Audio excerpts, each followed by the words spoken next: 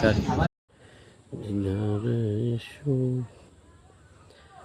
আমাদের এই তাল গাছগুলো সারি সারিতে খুবই সুন্দর লাগতেছে। সবুজ শ্যামল সেই মাঠটা দেখে অনেক ভালো লাগে। দিনের শেষে এই গ্রামটা যে সবার পছন্দে চলে, খুবই সুন্দর মনোমুগ্ধকর একটা দৃশ্য।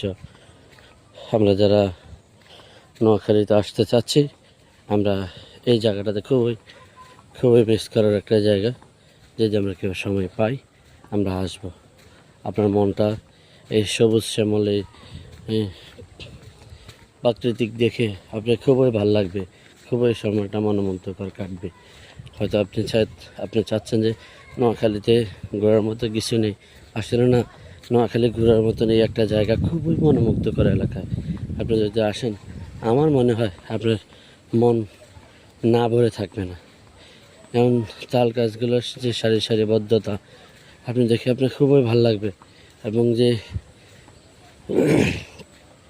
স্নিগ্ধময় বাতাস, এই বাতাসটা দেখলে, এই বাতাসটা যখন আপনার শরীরে প্রবাহিত হবে, আপনি মনে হয় যেন এক জান্নাতি না জানে আমাদের ভিতরে হারিয়ে যাবেন। যেমন এই যে একটা বিল, কি সুন্দর একটা বিল, অনেকে বিল বলে, অনেকে হাওর বলে। দেখেন কি সুন্দর এই জায়গাটা, এবং এখানে অনেক বড় বড় মাছও পাওয়া যায়। যাই হোক, আমরা যারা আসতে চাচ্ছি আমরা এই জায়গাতে এই যে দেখেন কি সুন্দর যে প্রেক্ষাপট, যে বিষয়টা খুবই সুন্দর। আমাদের এই তাল গাছগুলো সারি সারিতে খুবই সুন্দর লাগতেছে। সবুজ শ্যামল সেই মাঠটা দেখে অনেক ভালো লাগে। দিনের শেষে এই গ্রামটা যে সবার পছন্দে চলে, খুবই সুন্দর মনোমুগ্ধকর একটা দৃশ্য। আমরা যারা নোয়াখালীতে আসতে চাচ্ছি, আমরা এই জায়গাটাতে খুবই মিস করার একটা জায়গা। যদি আমরা কেউ সময় পাই আমরা আসব। আপনার মনটা এই সবুজ শ্যামল এই